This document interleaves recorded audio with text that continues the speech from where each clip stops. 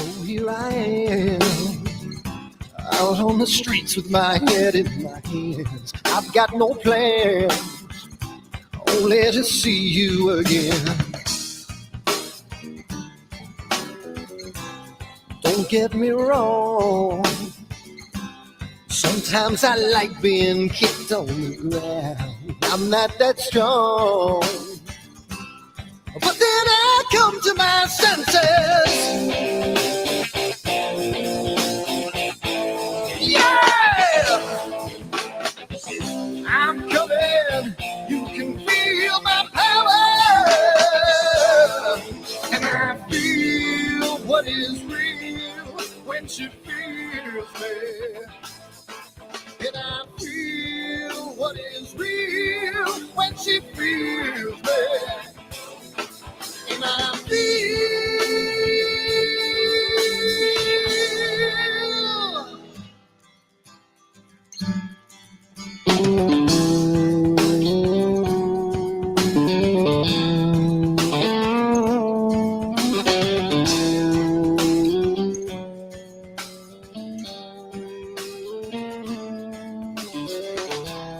don't be afraid. Don't do that man with the scar on his face. It's a charade.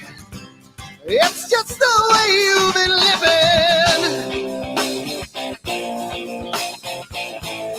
Yeah! I'm coming. You can feel my power. And I feel what is real when she feels me. And I feel what is real when she feels me. Yeah. And I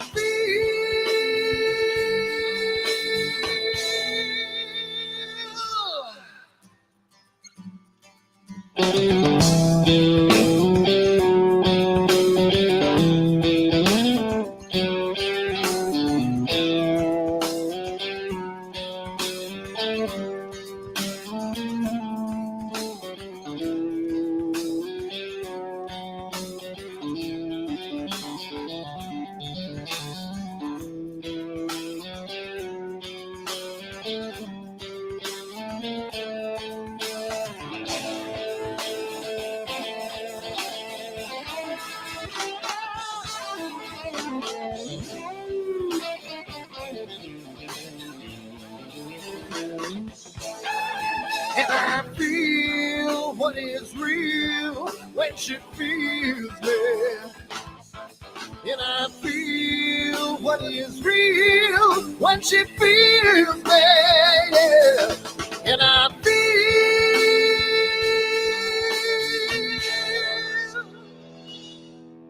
And I feel what is real when she feels me.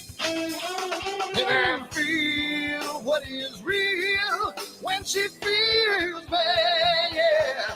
And I feel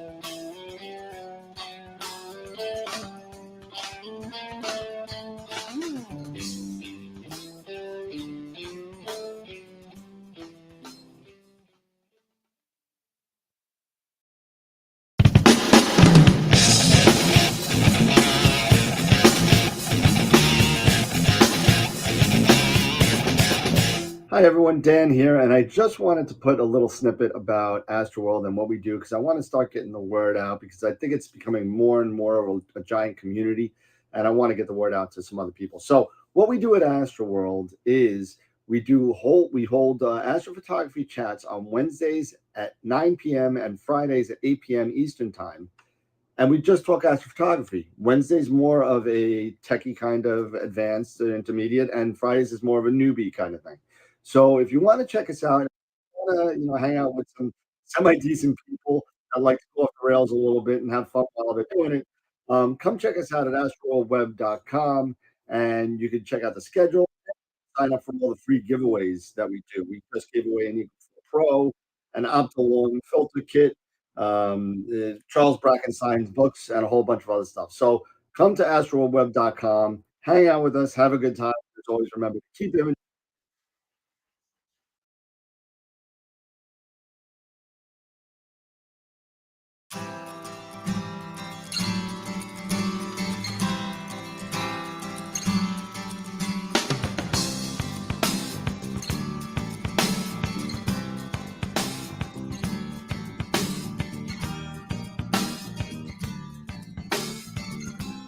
So here I am, out on the streets with my head in my hands. I've got no plans, only to see you again. Don't get me wrong, sometimes I like being kicked on the ground. I'm not that strong, but then I come to my senses. Yeah! I'm coming, you can feel my power. And I feel what is real when she feels me. And I feel what is real when she feels me. And I feel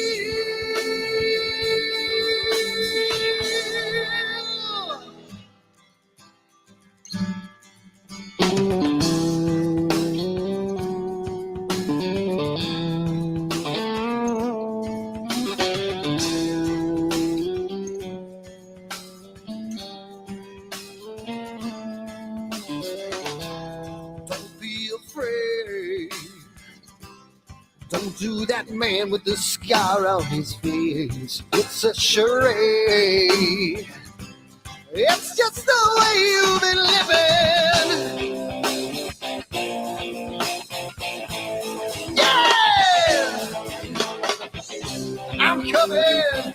You can feel my power. Yeah. And I feel what is real when she feels me. And I feel what is real when she feels me. Yeah. And I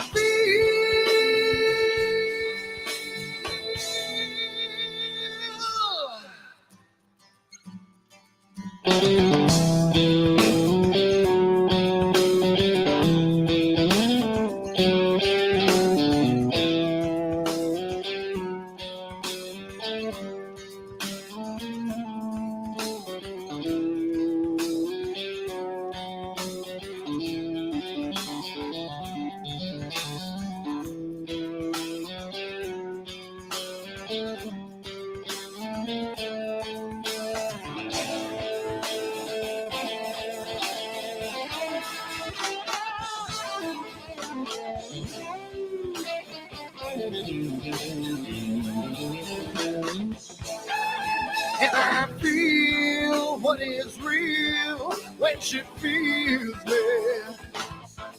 And I feel what is real when she feels me. Yeah. And I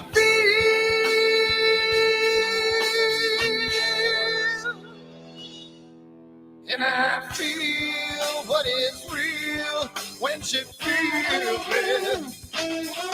And I feel what is real when she feels me. Yeah. And I feel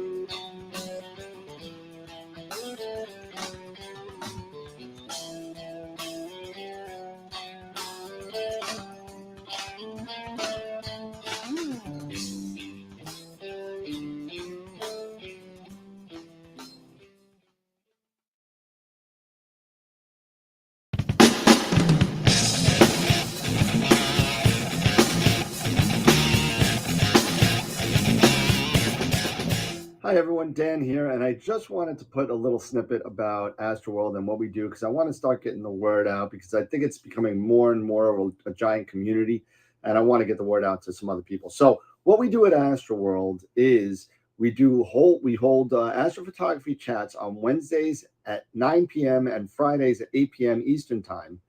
And we just talk astrophotography. Wednesday's more of a techie kind of advanced intermediate, and Fridays is more of a newbie kind of thing. So if you want to check us out, and if you want to, hang out with some semi-decent people that like to go off the rails a little bit and have fun while they're doing it, come check us out at astroworldweb.com, and you can check out the schedule, and you can sign up for all the free giveaways that we do. We just gave away an Eagle 4 Pro, an Optilong filter kit, Charles Brackenstein's books, and a whole bunch of other stuff. So come to astroworldweb.com, hang out with us, have a good time, and as always, remember to keep imaging, keep educating, and clear skies. And I'll see you soon. Bye-bye.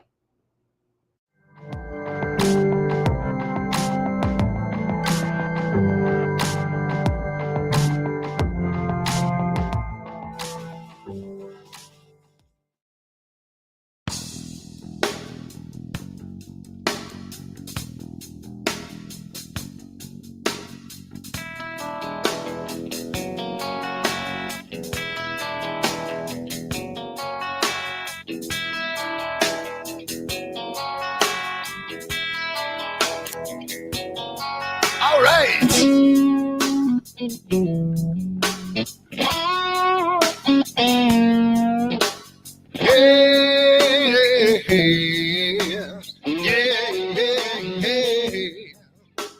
Where did my color go? Got your head in the sand. You can't be in control using a powerful hand. I wanna be you, I wanna see you. Don't taste the kisses of hate. Don't try to tell me, don't try to sell me, don't try to say it's too late. You're gonna push me to the edge, back me in a corner, making me stand in your shoes. Push me to the edge, hide a little color, it's black and white and blue. Black and white and blue, yeah. All right.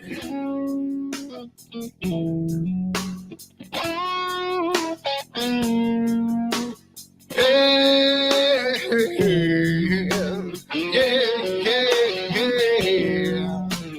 Cat learns to ring a bell. Rat gets free from the maze. We can be taught to love. We've got to learn to wait. I wanna see you, I wanna be you. Don't taste the kisses of hate. Don't try to tell me, don't try to sell me, don't try to say it's too late.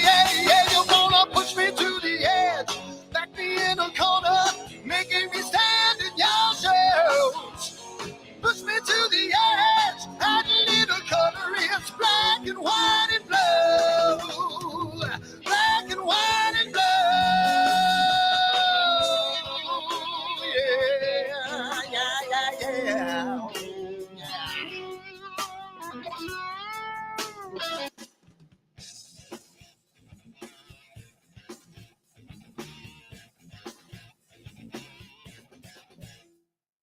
Yeah.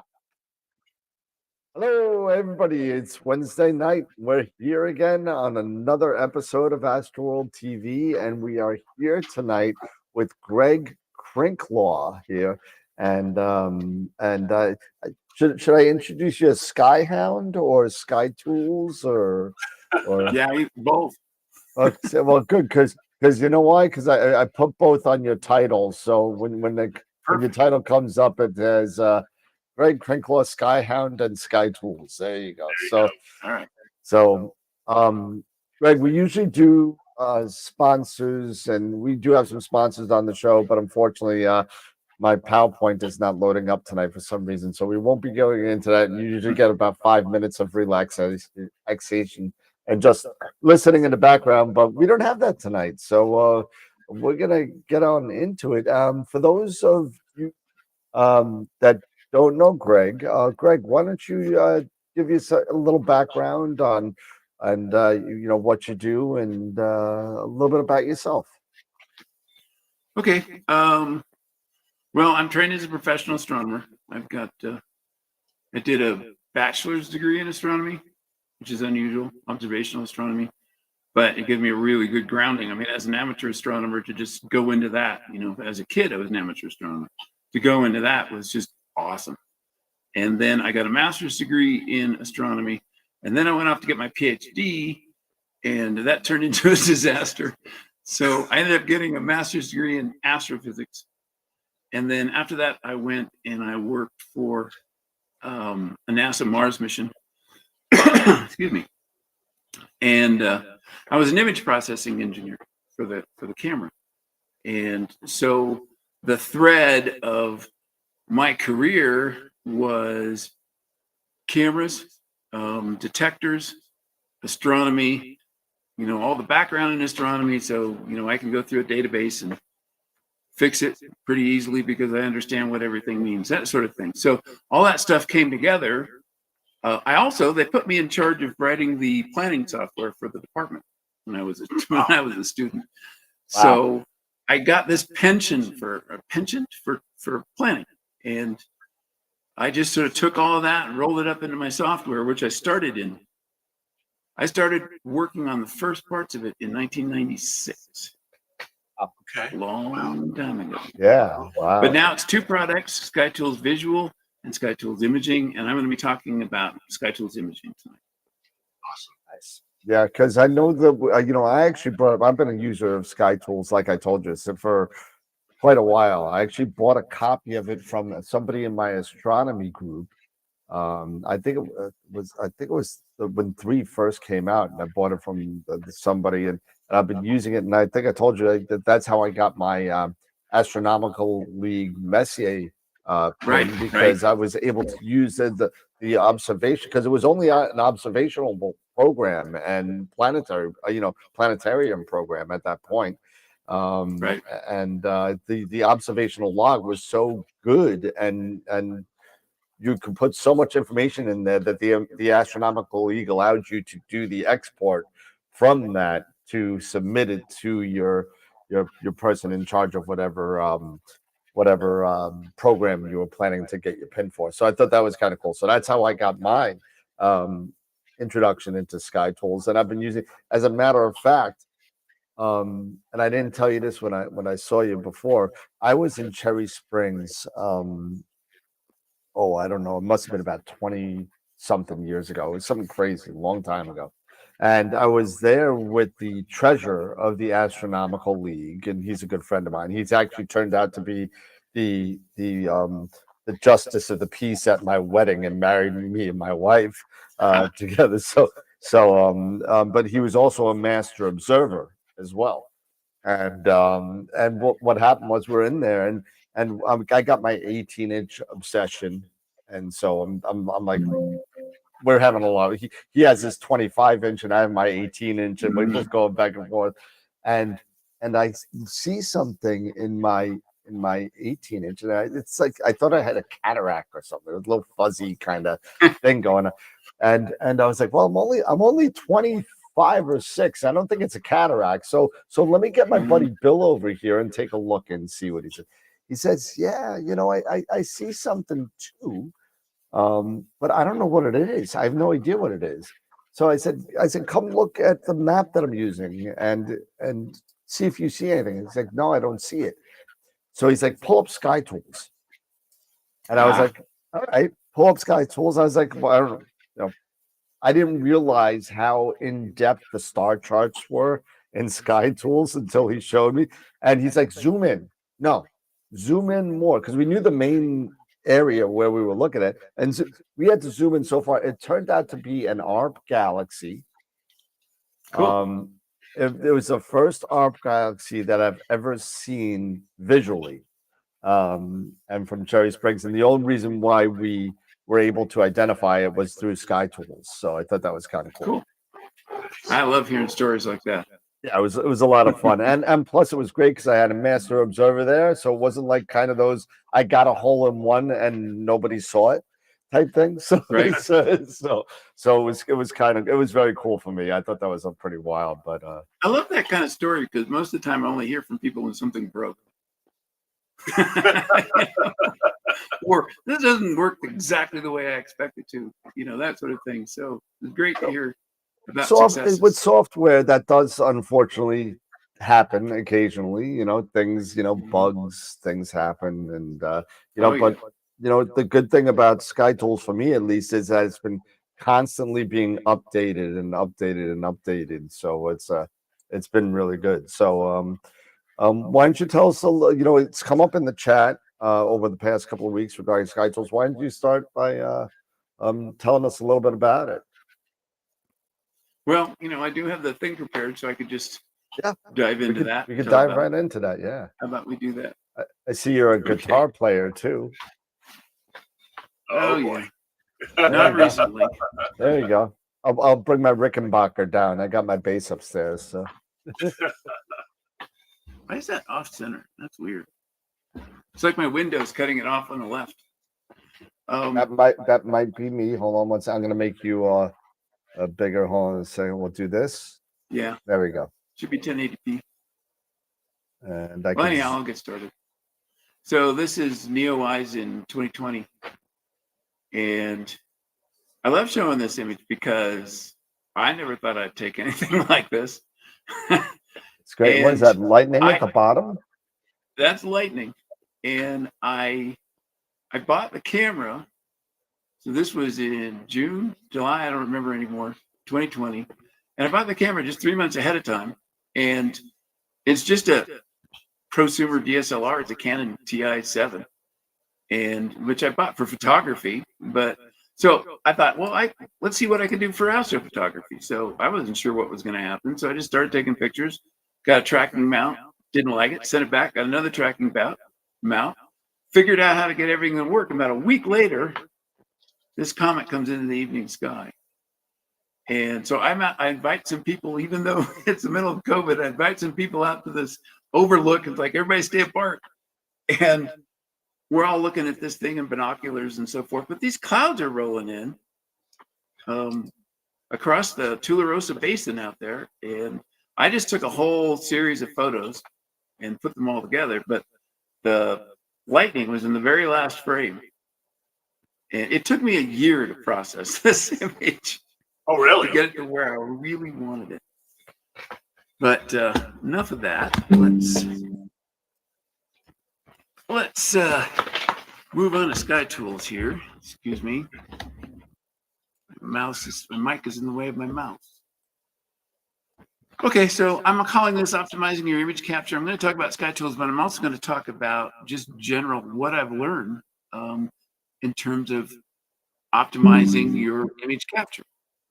Okay. Is that something I'm doing? No, that was on my end. Go ahead. That's Eric playing around. Yeah. I'm gonna mute you in a second. Right. Yeah, You playing a guitar in there or what? The Windows mistake guitar. That's what it is. So I want to thank you, Dan, for inviting me. And yeah, absolutely. We already covered most of this, so let's just dive in. So this is me as an undergraduate at San Diego State University in the 1980s, and I did just because I wanted to, not because I needed to, because we had CCDs at the time. But I took photographic plates with this telescope, the 40-inch telescope, and that meant that I had to get on a much taller ladder, and I had to track the thing for 4 hours for each image. Wow. 4 hours. So hanging off the side of that telescope in the dark. But when you're young, what the heck? Exactly. But one of the things I noticed back then was, everybody knew the longer you expose, the better the image, unless something bad happened. And you know what the funny thing is? We're going to come back to that in a little bit. So then we have the CCD revolution, blah, blah, blah, blah, blah. Actually, we'd already had it. And then more recently, we've got CMOS cameras. And people keep saying things, not so much anymore, but when they first came out, you'd read things on cloudy nights. Mail. Oh, wow, apparently I have mail. You'd read things on cloudy nights about how the low read noise would get you X and Y. And I'm going to talk about that a little bit tonight and what that low read noise of a CMOS camera actually buys you. And I can tell you that my intuition is still that longer exposures are better. So this is what SkyTools looks like. It's still kind of cut off for some reason. It's actually good on YouTube. It looks okay. good. Yeah. So this is the scheduler. Most people open SkyTools and they see the target selection tool and they think that's the software. But a lot of the real magic happens here on the scheduler. But you have to choose targets, create an imaging project which defines exactly what you want to achieve and how you want to do it, what filters you want to use, and all that kind of stuff, what your exposure times are, and what your exposure goals are for each filter. And then, oh, there you go. Well, maybe. I gotcha. Then you can put that into the scheduler. So the scheduler is really important, but it's not something that happens until you're sort of farther down. So what role does SkyTools play? Well, the first thing is planning. And that takes several forms, but one of them is just finding targets that are going to look good in your imaging system.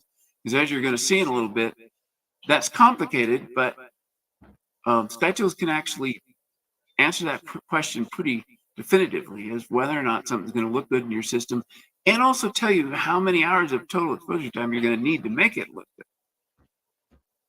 And you know, if you go out there and you image for 5 hours in the S2 filter and you come back and there's nothing there after you stack it, that's kind of disappointing. And it's going to depend a lot on your image scale and so forth, because every imaging system is different. So your buddy next to you might have gotten some S2 signal, but you didn't. And that's because you have a different setup. And you know, there are other things like your light pollution and so forth that comes into that. So if we had a model where we could model the whole imaging system and the sky and all that, and put that all together, then we could know ahead of time whether or not you're wasting your time. So what SkyTools basically does is it helps you select suitable targets, but determine the best time of night to image in each filter, and select the best sub-exposure time and gain setting. And then keep track of progress. If you've got a multiple night project, maybe you're going for 500 images or something, or 8 hours of imaging, well, you're gonna have to do that over multiple nights. And then when you're done, it creates sort of a searchable archive of what you've done. So those are the things. And I really got a kick out of this. I was trying to, look at some of those things. I was trying to get a picture of all the different varieties of imaging systems. And, you know, you got your DSLR and a tripod, you got the guys doing narrow band in their backyards, you got large observatories, refractors, reflectors. I use iTelescope, which has a whole variety itself. And so each one has strengths and weaknesses. And I wanted this image to sort of reflect that, but I couldn't find a good montage. And I didn't have time to make one of different kinds of telescopes. So this is what DALL-E gave me. And man, there's some wild stuff going on in there. This tripod, hold on a second, let me turn on the, this tripod doesn't even have 2 of its legs. And I don't know what's going on up there. And then like this one, I mean, what? I don't know what that is. Anyhow, wow. Okay. I'm having a problem. That's never happened before. Okay. So image scale, it turns out to be the most important thing. Aperture of your telescope, whatever, your image scale is going to determine how successful you are.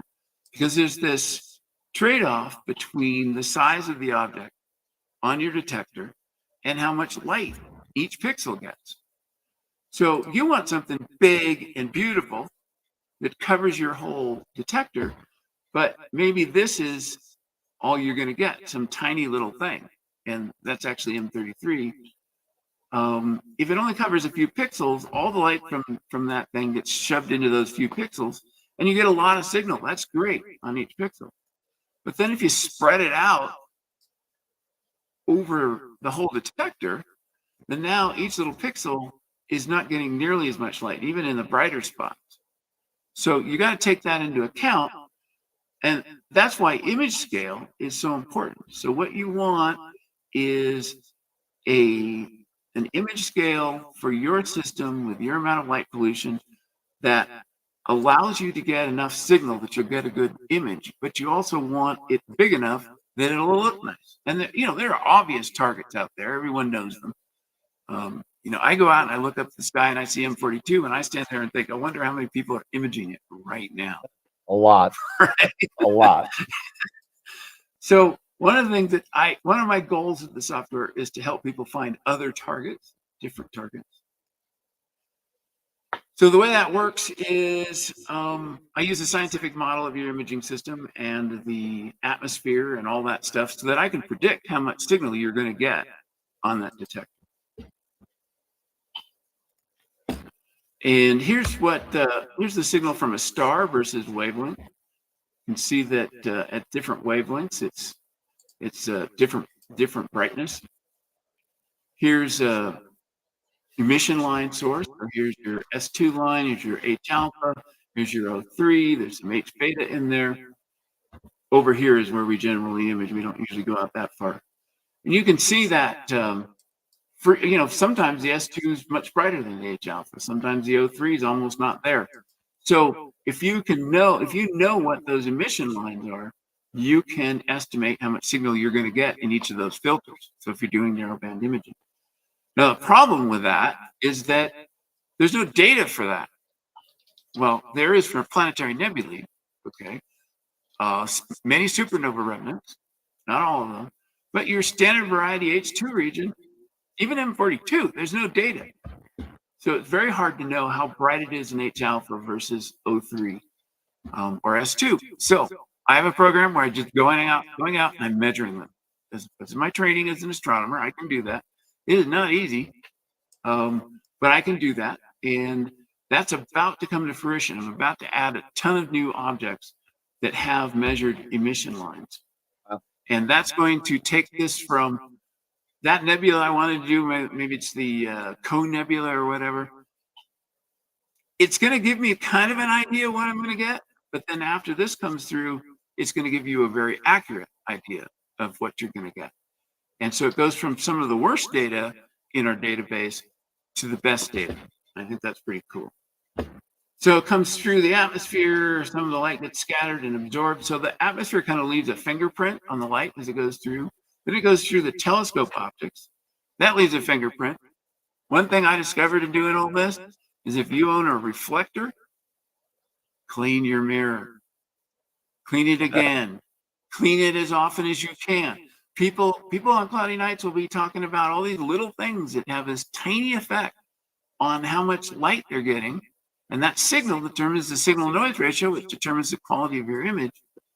How much signal you get is critical, but you can throw away 30, 40% of your signal if your mirror is dirty. Yep.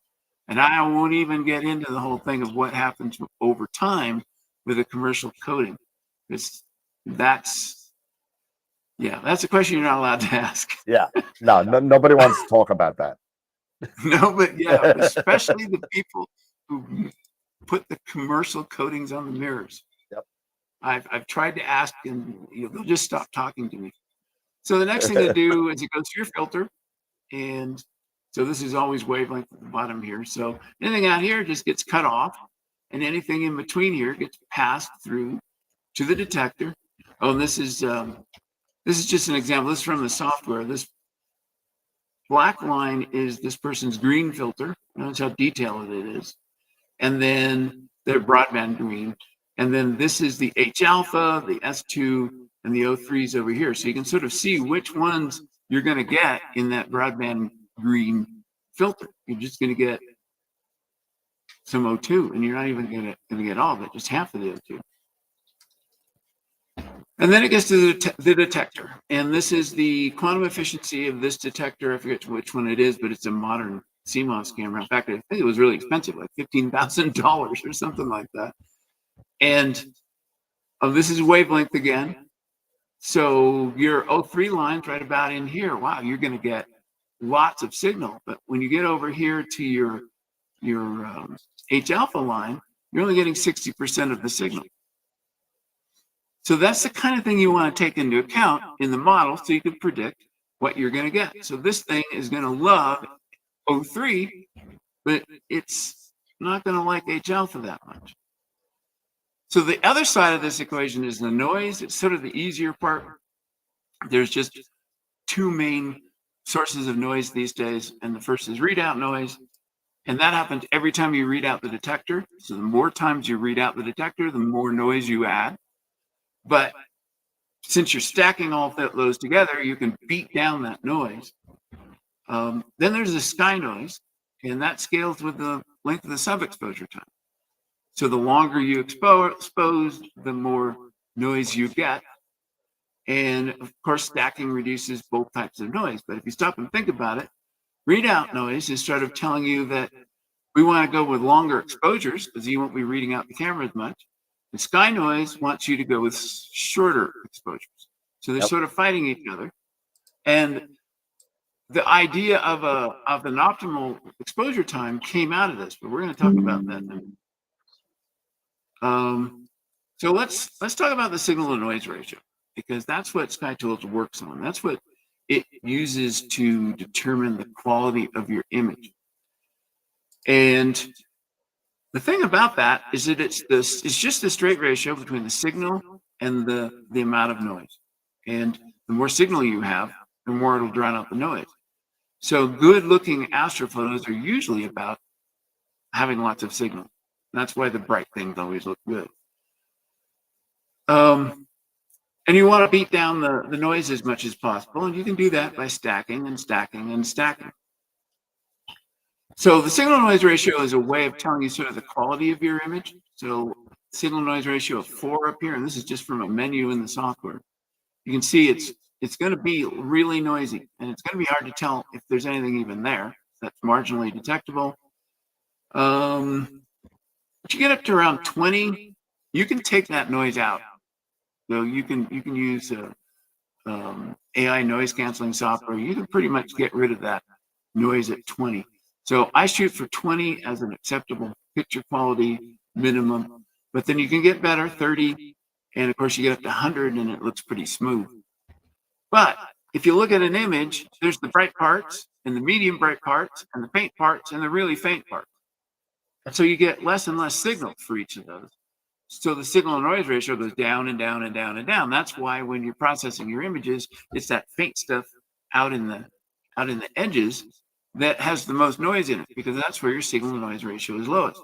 So you want to take into account what part of that nebula you're actually trying to image. You know, when in your final image, which part are you going to shove down below the sky level and just make black because it's too noisy? And which part are you going to keep? And this is what I was talking about earlier, just blown up, the marginally detectable, acceptable, and very high picture quality. Signal noise ratio 4, 20, and 60. Greg, before we go further, we do have a couple of questions in the chat already. Okay. The first one we got here is from Larry Christensen. Would the software be helpful in selecting a camera for a given OTA and an object? Oh, absolutely. And how would you kind of do that with that software? Well, it's not designed to just say, okay, here's tell me the best thing in the world, but because it doesn't know all the different cameras and so forth. But you can put different setups that you might want to investigate, put them into the software, and then you just compare them. Yeah. And there is an actual comparison feature where you can say, for say the Rosette Nebula, different telescopes, same telescopes with different camera, whatever. Just set them up with multiple systems, and it'll tell you how they compare to each other. Yeah, that's all set up in your equipment setup. So you're choosing what's in your Yeah. realm, so what telescope, what imager you have, what mount, all Yes, that kind of there's stuff. actually a great deal of information. So the hardest thing about Sky Tools is getting all of that right so that you get reliable data. And that can take a little while to get right. You might have to ask for help on one of our forums or ask me. We can go through it and figure it out. But then once you start getting reliable data, you can continue. Yeah, Was there another question?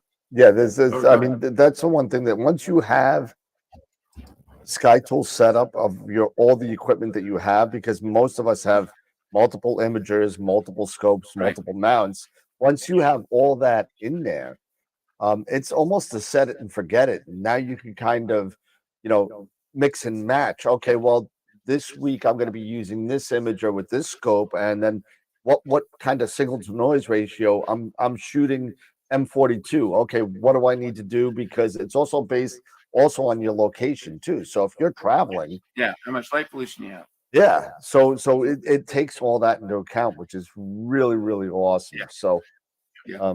Eric, did you see another question in there? Yeah, there was couple, one from yeah. Direct. One was he mentioned, so under border 8 or 9 scars, should I do short exposures, but a lot of them or so many of them? Yeah, One. I'm gonna answer that question in a couple minutes. Okay. There you All go. right. And the answer is probably going to surprise a lot of people. It might surprise me. I'm in like the worst sky possible. So I mean, Long Island is pretty darn bad. So I'll give you a spoiler. There's nothing that can be done about that, really. But Sure. you're in a way you're more free than otherwise. So let's just continue on and see when we get there. let's go. Yeah, absolutely. So every imaging system excels at some targets and does poorly on others. And a lot of people, they do a certain kind of imaging and all their friends do that kind of imaging. There's a whole group of people who do narrowband imaging from their suburban backyards and only do H-alpha 03. And yeah, it's all the rage these days. But there's a lot of people out there who do broadband imaging of galaxies or reflection nebulae or asteroids or comets. And you can even do scientific imaging. You can do astrometry of minor planets. You can do photometry, all that kind of stuff. It doesn't matter what you're doing. It doesn't matter how much light pollution you have. Sky Tools is here to help you out. And one of the things I run into is people say, Greg, I don't live on a 9,000 foot mountain. I live near New York City. It can't possibly help me like it helps you. And my answer is no. I mean, it'll help you in your circumstances. It'll tell you what things to avoid because you're not going to capture anything. Where if you brought that same telescope here on a clear night, you might capture something. So, selecting targets is the first kind of big deal. The second thing is when to image. Most people, they just sort of point it and they go, well, it seems high enough. But it turns out that the amount of air you're looking through makes a pretty big difference. So you're going to cut down on that signal if you go too far close to the horizon, and each filter behaves differently. Some filters don't really care that much as you go near the horizon. Other filters, you really want to stay up as high as possible. So you got to take that into account when you're planning the order of your filters and when you're going to do each filter. So Sky Tools can help with that. And we'll continue on. This is an example of the graphic in the software. This is altitude versus time. So here's midnight, here's the evening, here's the morning. This is the altitude of the sun. This background here, it uses the Sky Tools sky brightness model to estimate the background. So this isn't just drawn in with lines like you see in other software.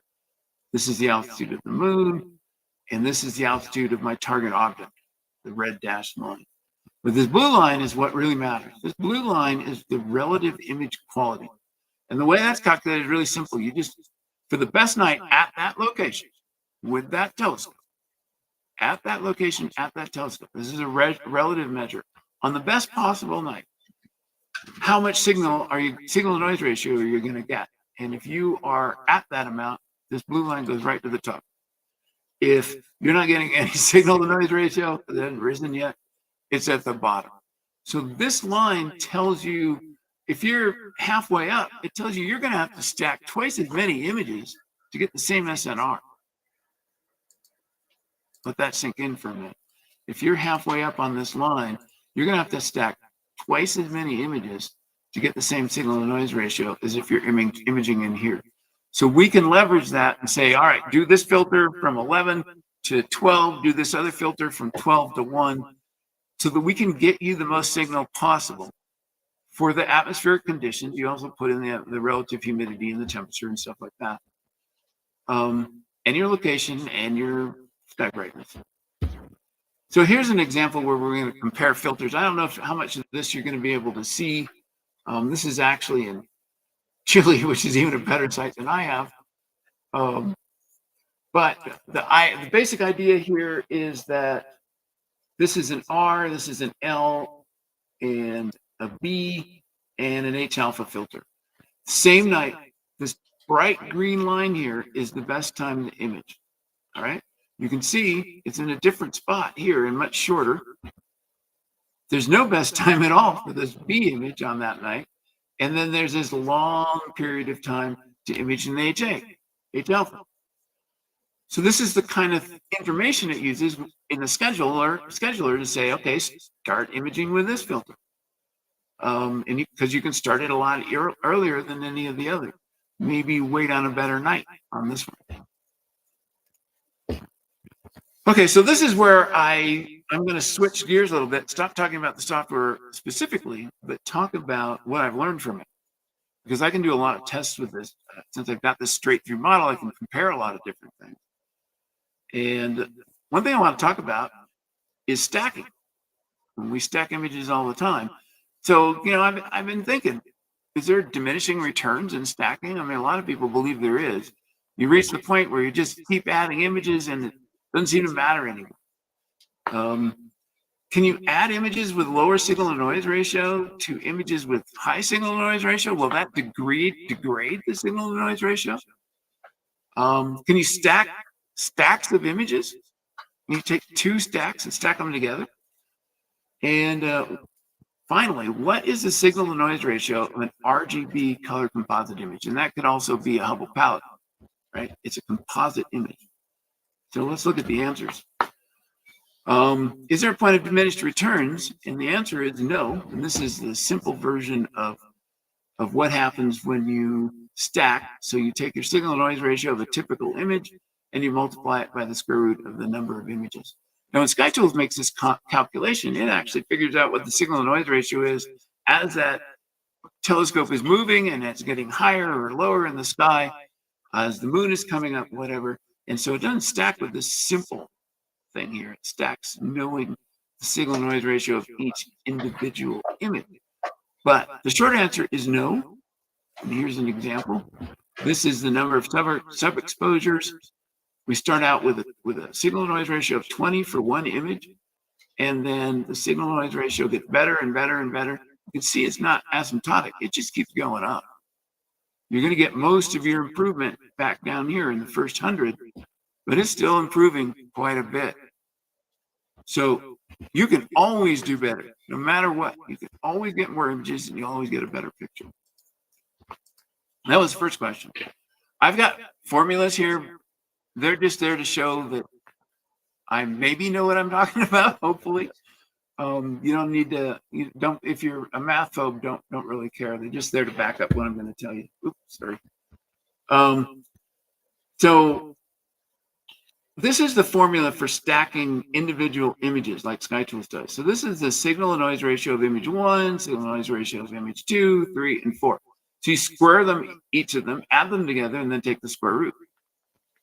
Well, if you look at the math of that, you'll see that you can't make the final result smaller if one of these is smaller. So you can go right ahead and stack low quality, low signal to noise ratio images with all the other images, and you can't hurt it. You can't harm the signal noise ratio.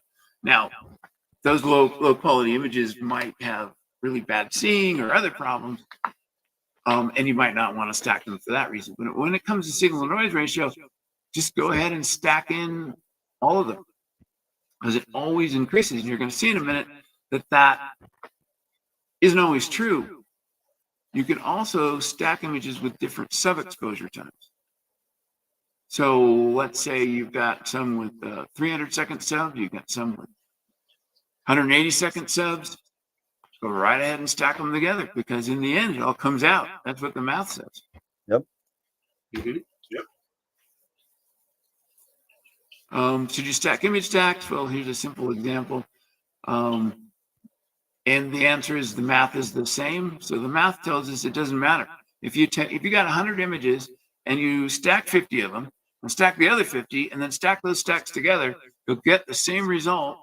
I mean, barring, practical issues, as if you stacked all 100 of them. All right, so what is the signal noise ratio of an RGB color composite? And this works for Hubble palette as well. And you can see this is the formula, and it's different.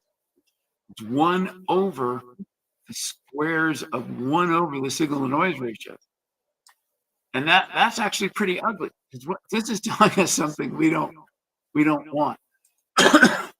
So what this is the signal noise ratio of your red image, and you take 1 over that, so you're going to get a smaller number, and then you square it. It's going to make it even smaller. So what happens is if one of these is small, it's usually your blue filter, then, or maybe it's your S2. It brings the whole thing down. It hurts the final signal to noise ratio, unlike the previous stacking in a single color, with a single image. So you want to make sure you've got as much signal to noise ratio as you can in the images you have that you're putting together. Now, there's lots of tricks to sort of try to get around that. It's true with anything. But that's what you want to do. And SkyTools can help with that. Do we want to take any questions at this point? Are there any? I'm going to move on to sub-exposure. Yeah, there was briefly one from Tarek. Can we stack from different setups? Or from different imaging systems? Probably, if they're not too different. And the problem is going to be the image scale, right? Right. You're gonna one of them's going to have to be stretched, made bigger or smaller. Yeah, you'd have to solve them. That's not going to work. Yeah, you'd have to solve them to each other and register them to each other, and then usually people use the smallest, highest resolved image first, and then your wider field gets kind of placed on top of that to make that smaller picture more resolved. So yes, you can do it. I've never done it personally. I know me and Ron were talking about it the other day, Ron Breacher. And yes, it is possible to do with two different. As a matter of fact, Ron just stacked one of his C14 images with his TAC 106. So you can do it. So if you want to know more about it, hit me up on the other side and I can get the information from Ron. The problems you run into have to do with the image scale, not the signal to noise ratio. And I haven't done the math, but I'd say off the top of my head, it's not going to really matter. No, it'll work. All right, sub-exposure time. Things are going to get a little weird here. I claim I have a good answer for sub-exposure times. How do you pick the best sub-exposure time? And people have been asking that forever. Really? And here's the answer. Longer sub-exposure times are always better. Now, I've got an asterisk on that, except when they're not. And we're going to talk about that in a minute. This isn't going to surprise anybody, except that it really is that simple. Because there's no such thing as an optimum sub-exposure time. You've heard people talk about optimum sub-exposure times, and they talk about sky-limited exposures. That doesn't actually work. Okay. Or to put it more accurately, it works, but not quite the way people think it does. And we'll get to that in a minute. So I've got this, I did some testing. I used this beautiful telescope in Chile, and I used this wonderful planetary nebula. And I wanted to make sure all these numbers that I'm throwing out here made sense. So I went out and I got some actual data.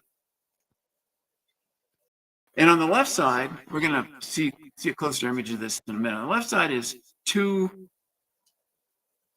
60-second exposures. So this is short exposures, and this is 2 600-second exposures. So they're both 20 minutes. This is 20 minutes with short exposure, 20 minutes with long exposures. Now, for reasons of the test I was doing, I did this in moonlight, so it comes out to about a Bortle 4, even though it's in Chile, which, if you think about it, is kind of sad. But anyhow, I had the moon up, and I got a Bortle 4. This is sort of a close-up. I think you got some tracking errors there. More close than I thought it was going to be. But anyhow, they both look noisy, and you don't want to look at the faintest parts like here. You want to pick like a bright spot, or actually right in here is the best place to look. Except, yeah, so I guess we're comparing here and here. I actually measured the signal to noise ratio right in here and right in here, and there was a significant difference. The one with the shorter exposures was significantly worse. Right. Let's see. SkyTools predicted that the difference between the two, the signal to noise ratio would be 39% lower in this image for this signal level than it was in this image. And when I measured it, it came out to 44% lower. Okay. Which in my business is close enough. Yep, absolutely. But here, I said, except when it's not. And one of these images trailed. One of the 2 600-second images, that mount wasn't good enough to keep tracking for 10 minutes. So this is what I mean by a practical sub-exposure time. You want to go as long as you can get away with, right? And I wouldn't use 600 seconds on this telescope. I'd probably go to 300. This is a new feature in SkyTools. It's called an exposure table. And it's kind of dense, but we'll go over it. This is for a luminance filter. And I've got all the targets in SkyTools are broken down into regions. So there's the brightest region, what I call the main extent. If you go back, the main extent, sort of brighter portion here. And then the faint region is in there. So that's the faint region. And then there's the very faint regions. Very faint regions tend to be the same from object to object. And so here, what this is doing is this is signal to noise ratio across the top. So here's that signal noise of 20 that I like to shoot for as my minimum. On the brightest regions, it'll take me 10 minutes to get to that. 10 minutes total exposure. On the main part, 40 minutes. On the faint part, 17 hours. And on the very faint part, 626. So this is Wow, the disappointment people have. I disappoint a lot of people. Now that very faint region, most people aren't ever going to see it. That's buried in the noise in the sky background. Yeah, I think we'll just go with the faint. I think I'm okay with the faint. Yeah. Because 626 hours in New York would probably be equal to about 7 years of imaging nights if I get every single night. So yeah. Remember, this was Bortle 4 too. So So multiply that by like a factor of 10 for New York. So that's 6,000 hours. So so you might get a signal noise ratio of 10. That's when you're going to need your noise exterminator or whatever for that faint part to really drive that noise down later. But this one down here is a really interesting table. You can see that, well, what it does is it takes the longest exposure, because it turned out when I started doing the numbers that was always the one that had the best signal to noise ratio. And then for shorter exposures to the left, it tells you what I call the deficit in percentage of how much you lose in the signal in terms of signal to noise ratio. So at 10 minutes, you've got the most signal to noise ratio you can in that 10 minutes. If you use 4-minute exposures, and this calculation is done on a lot of exposures, so we can calculate it out. But if you did 4-minute exposures, you're losing 10% of your life. And if you do 30-second exposures, you're losing half of your life. So that's just for the bright region. So what this is telling us is that longer exposures, sub-exposures are better. But we can also, remember, we didn't like the 10-minute exposure. So what's going to happen if we go to 5? Well, we're going to lose 7% on the brightest regions. But also notice that percentage goes up as you go fainter and fainter and fainter. So there's a bigger penalty for the fainter parts. You're going to lose 15% of your signal to noise ratio by going to a 5-minute exposure. So that's sort of a cool thing that you can generate for your imaging systems. Ouch. And I know the answer to this, but I'll let you answer to it. But Tom wants to know: can the software distinguish between the different brands of filters, like Chroma or Astrodon? Sure, because what we do is we put the actual transmission curve of the filter into the software. Yep.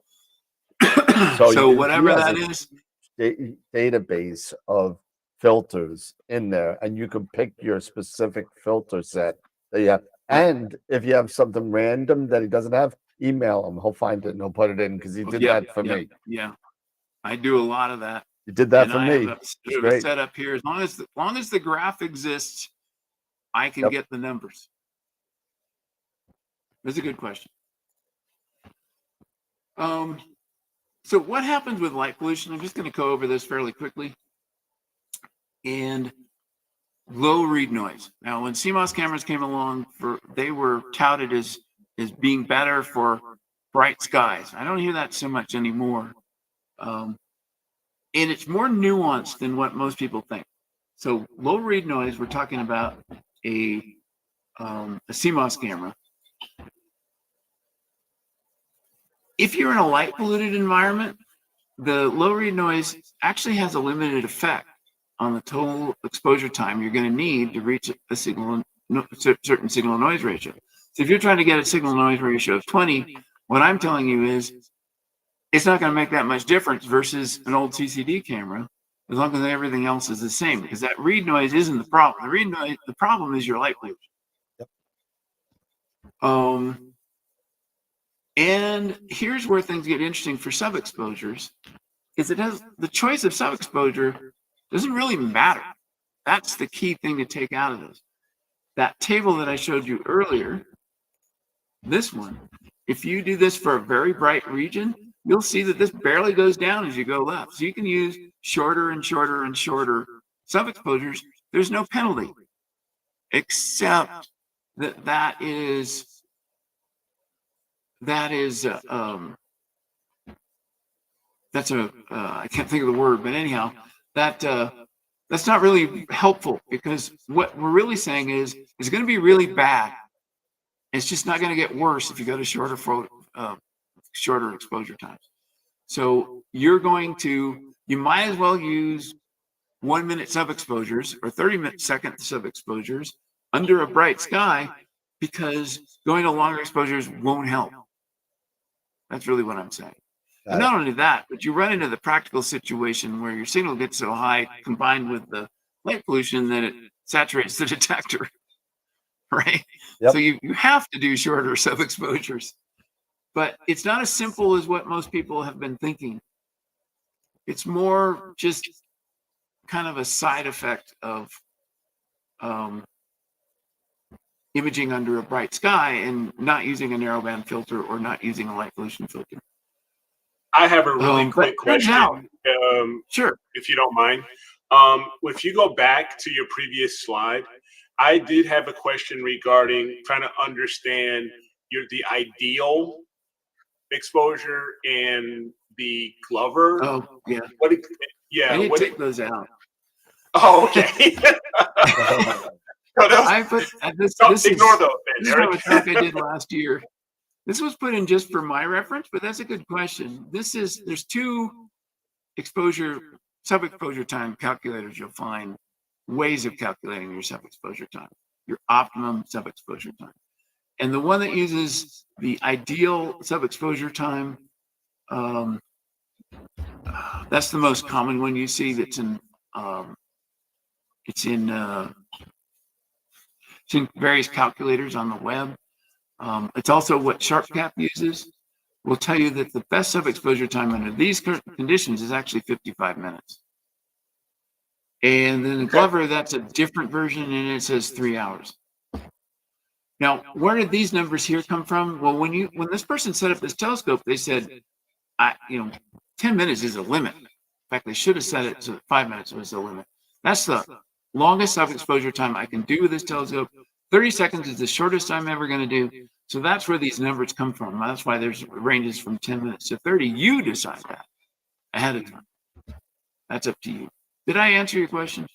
Yeah, yeah, you did. Thank you. So you can see it's consistent. It is saying go even longer. But see, what these numbers don't tell you is how much additional impact going to a 55-minute sub-exposure is going to have going over a 10. And the answer is almost none. Right. Because that's one of the things you run into when you do this optimum sub-exposure time. I'm going to talk about that in just a minute. Is that it doesn't come with any qualifying information or any context. So anyhow, it turns out CMOS cameras are best under a dark sky. That's where I was heading there. So here's what I was just talking about, the sky limited sub-exposure. I'm sure you guys have heard about that. The idea is that there's this optimal balance between the read noise and the sky noise, and you can find this sort of sweet spot. It turns out that sweet spot doesn't actually exist. What that sweet spot actually represents is your lower limit. So let's say you do that calculation and it says that your sky limited exposure time is 5 minutes. We'll say 2 minutes. Okay, 2 minutes. What that means is don't do a 1 minute exposure. But a 3 minute is fine. It's a lower limit, is what I'm saying here. A 5 minute would be fine. Of course, practically, the people who are worried about being sky limited are the people who live with the bright sky, and practically they can't do the longer sub-exposure time. So it all still works. But when it's presented a little sideways. So I wanted to clear that up. It really is a myth. There's no optimum time. It just gets better the longer you go, which takes us back to what I said at the beginning. The best sub-exposure time is the longest you can get away with. And if you've got a really bright sky and you can't go for more than a minute without everything just blowing up, then that's the longest you can get away with. And here's some other things, tracking errors. We just saw that. Satellites, airplanes, cosmic rays.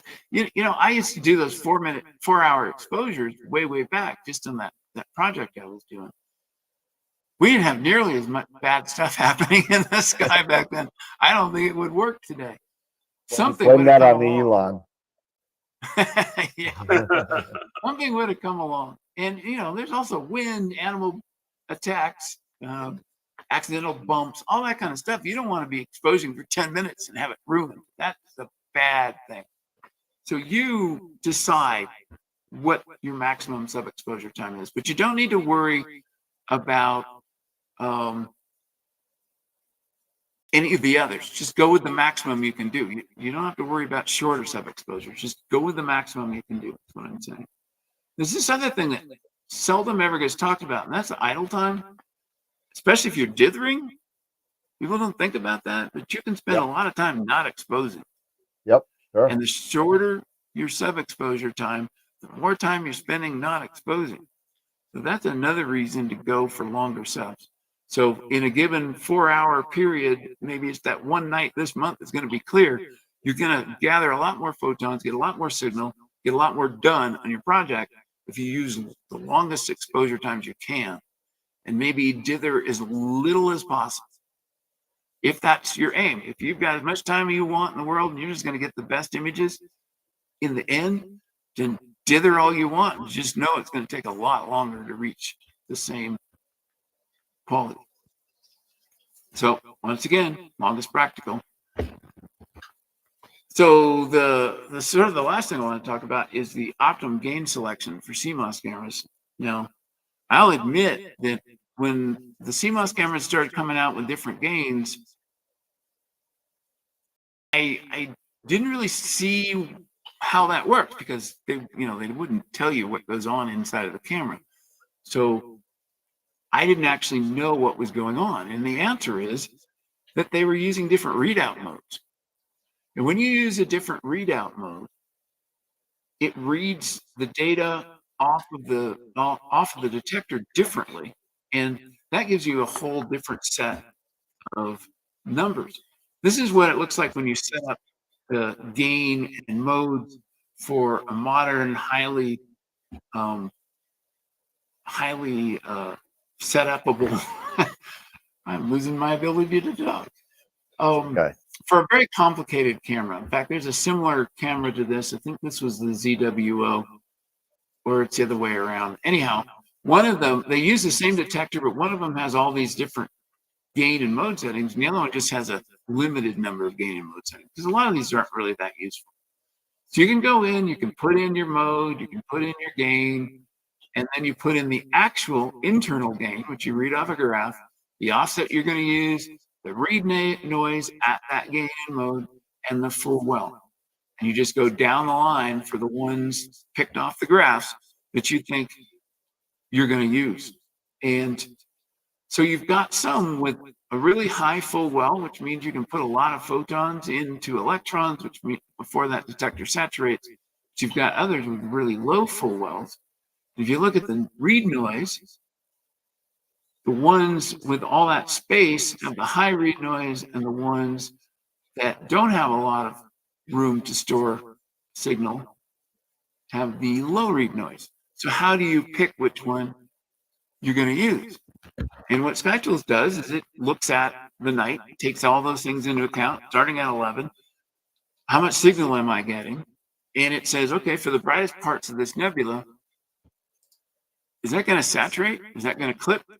And it just tries every single gain and mode that you put in. So it would go through and just check each of these.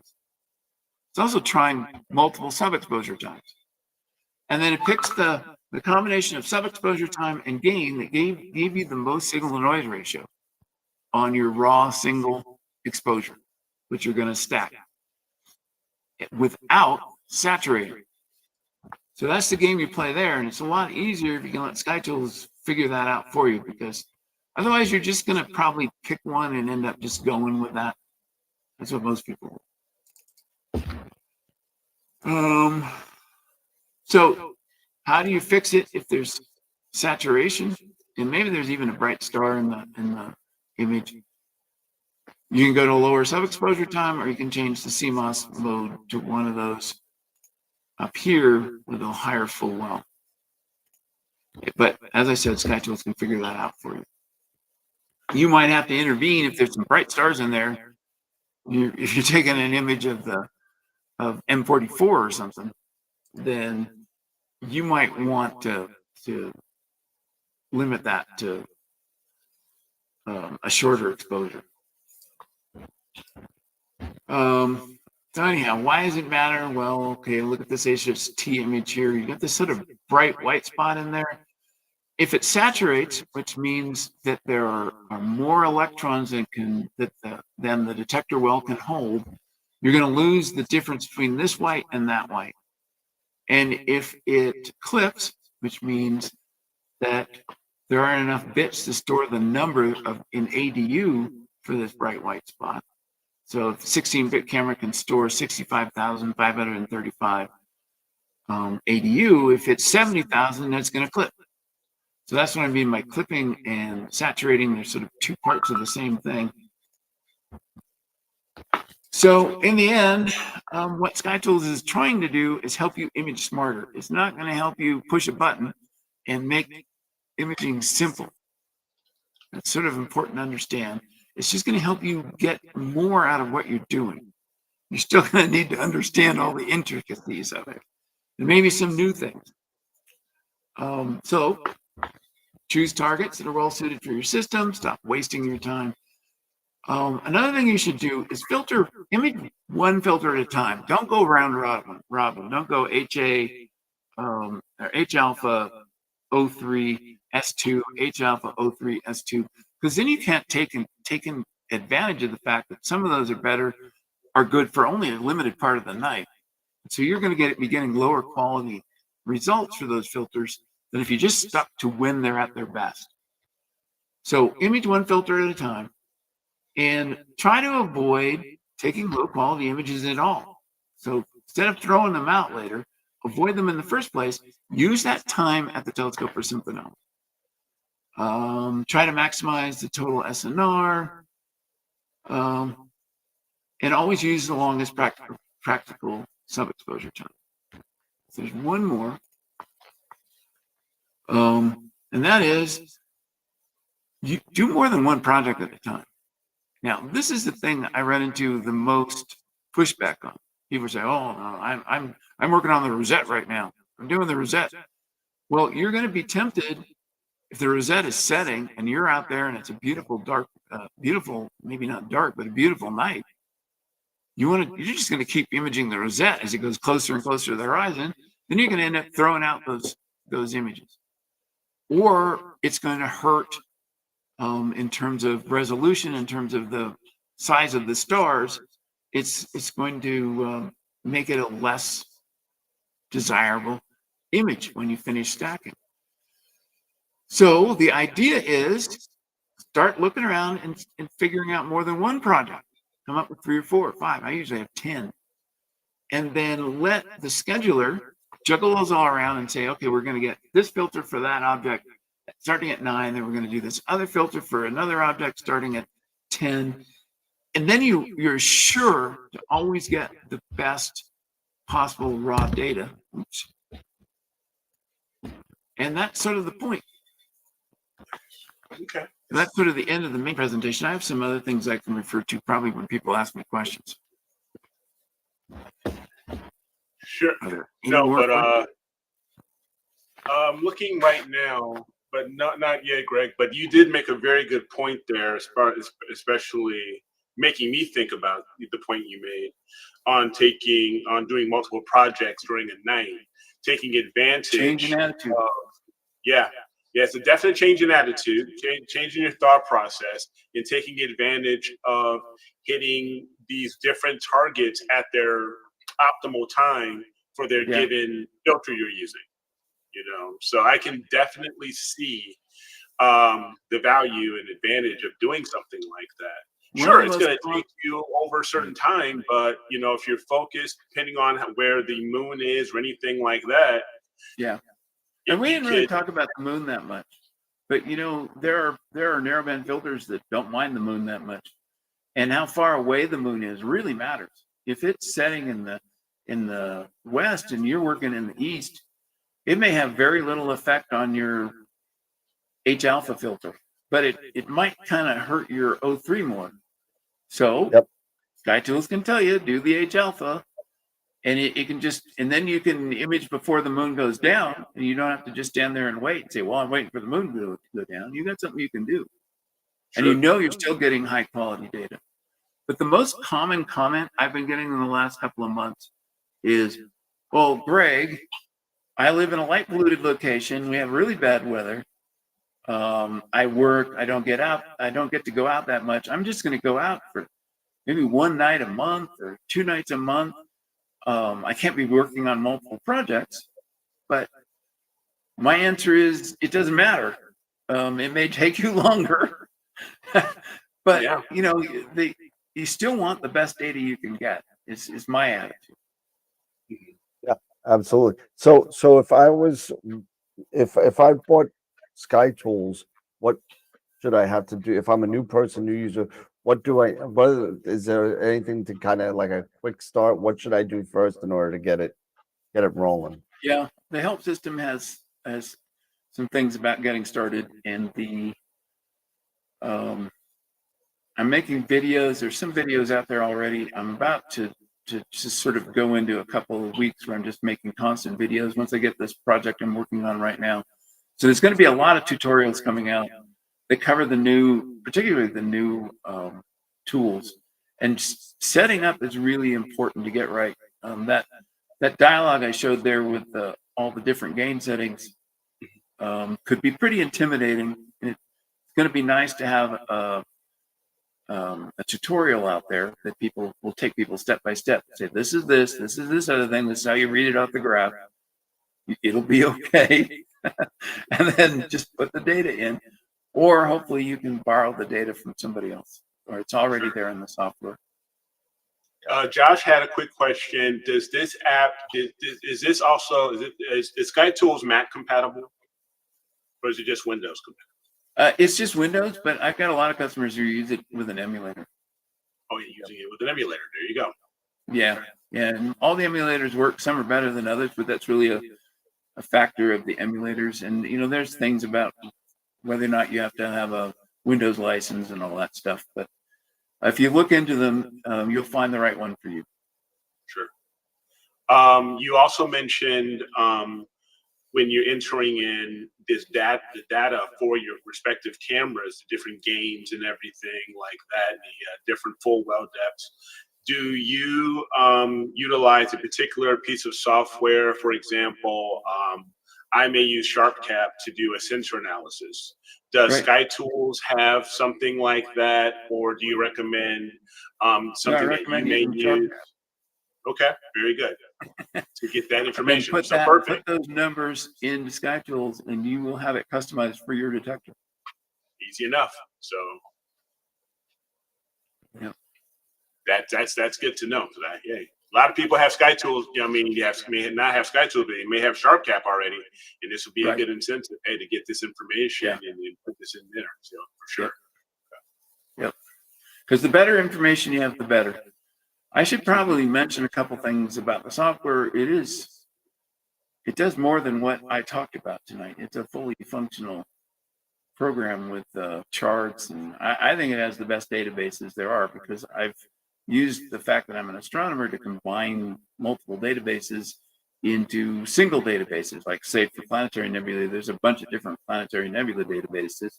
Some have better data for one thing, and others have better data for the others. I just draw all that best data in and put it in a single database. And there's a lot of fixing that goes on behind the scenes because especially if people think that a bright thing like M42 or an NGC object, that those are really well known, but a lot of times it's the other way around. These bright, obvious things, astronomers don't really study that kind of a thing, or it's too bright for their telescope or whatever. And I lost my train of thought, but it's yeah. I don't know what happened there.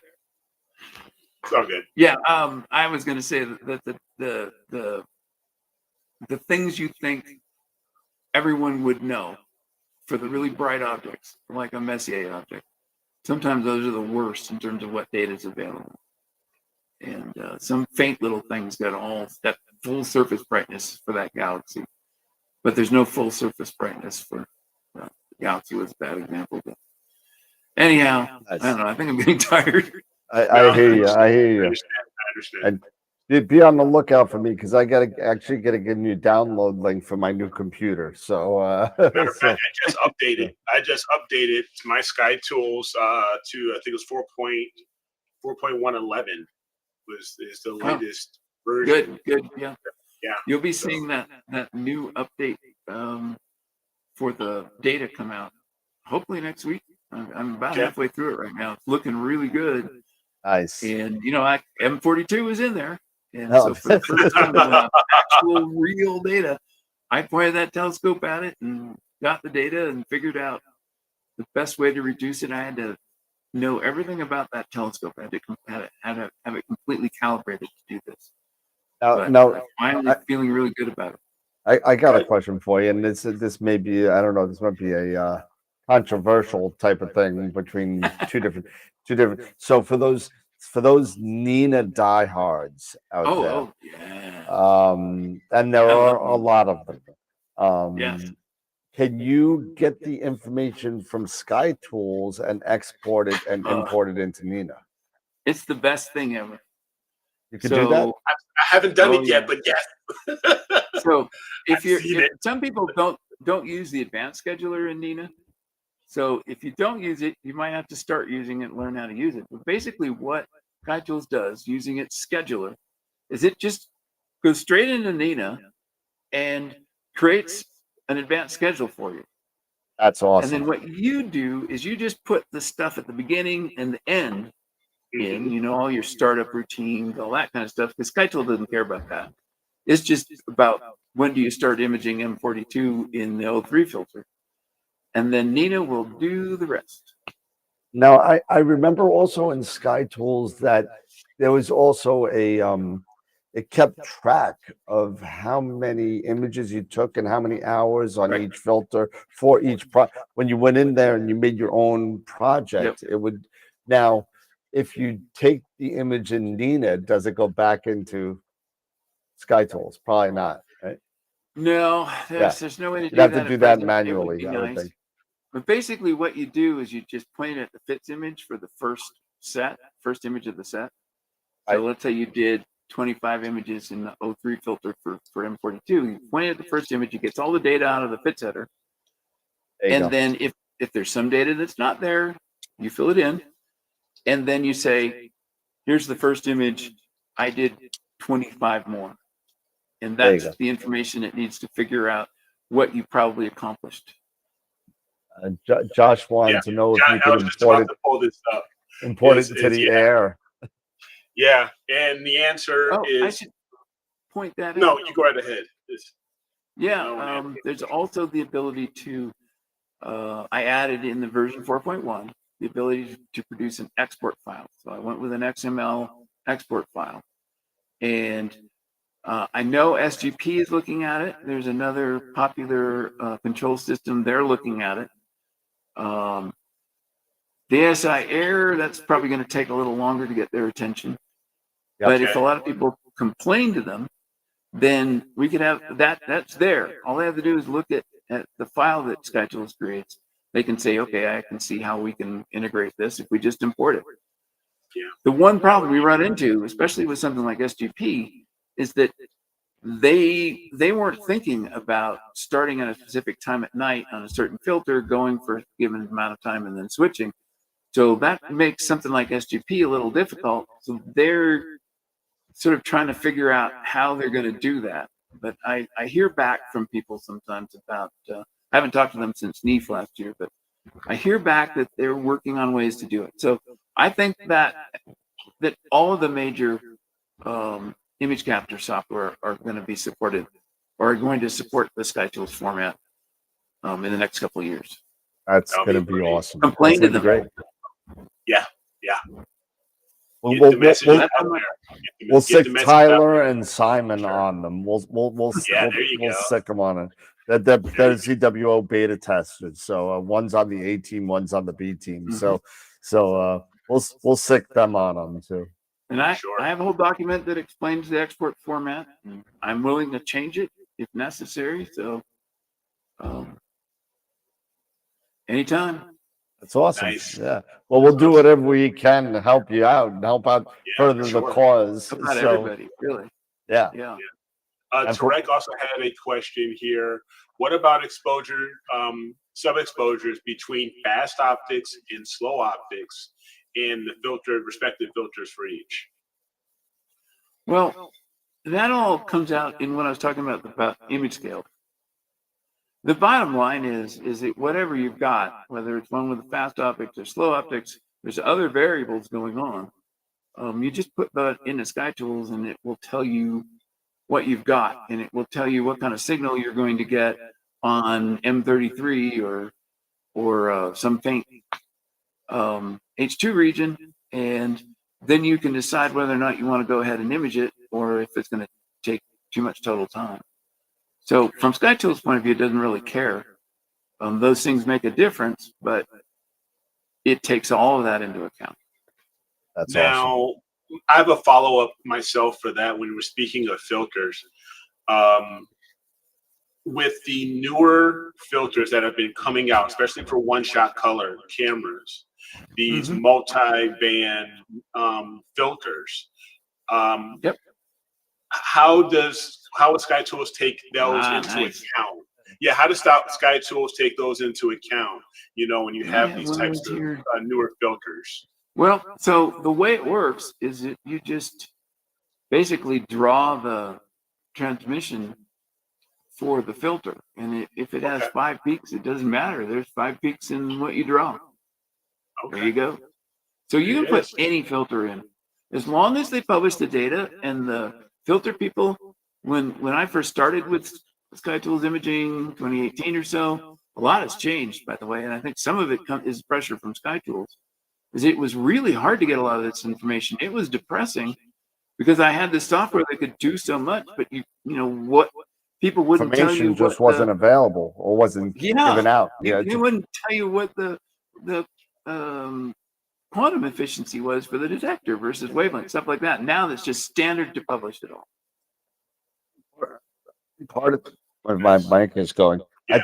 I think part of the reason why some of this is coming out and all this information is coming out is because the people that are taking the images are becoming a lot more tech savvy, and they kind of want to know, like you said, the quantum efficiency. I want to know the actual band pass of these filters and what it is allowing to transmit through these pieces of glass that we're spending hundreds, sometimes thousands of dollars on.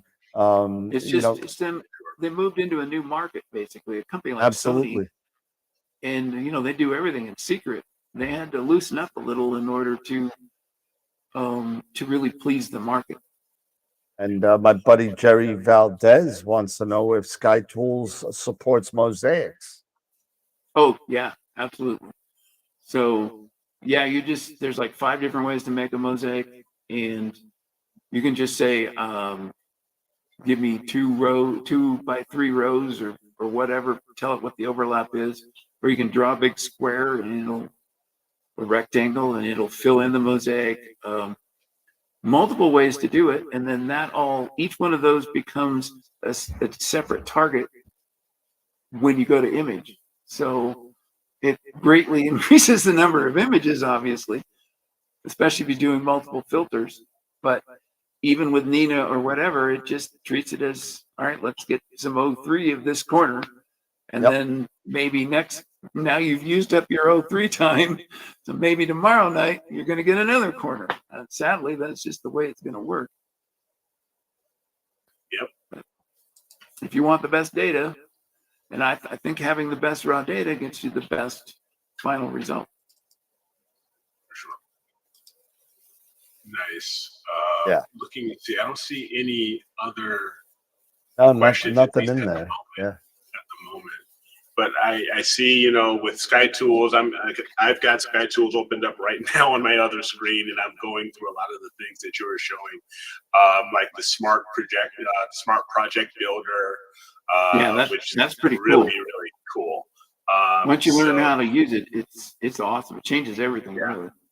Yeah, and that's one of the things that's going to be my learnings. And I'm sure you've mentioned you have a lot of YouTube videos already for Sky Tools imaging that for people to get started when they're just getting introduced to Sky Tools. So that's great. And like you said, you're going to be making quite a few more in the future. Yes, because I don't have anything for the smart project builder, and there's been the software's kind of changed over the years, and a couple of the videos were really meant for beta testers, and it's kind of a mess. I mean, the information is all there, but it's a little out of date, and I want to make my next project is a consistent set of good, high quality tutorials that's well thought out, that just take you from step by step through the software. But this is the smart project builder that you were talking about. And basically what you do is you put it in, we've got it in color composite mode, and you decide whether or not you want to target a signal to noise ratio, and this would be for the full composite, or a total time. In this case, 3 hours. If you target 3 hours, it's going to tell you how long, it's going to tell you how much signal to noise ratio you can get in 3 hours, considering you have 3 filters. So then it gives you all the different possibilities. This is 2 times binning. I usually set that to 1, but so the 2 times binning you're going to get more signal, but this is suggesting 120 minutes in the loom, 33 minutes in the red, 27 minutes in the blue. So the total time is going to be 180 minutes, and you'll end up with a signal to noise ratio of 100. And as you go down, so you get lower and lower.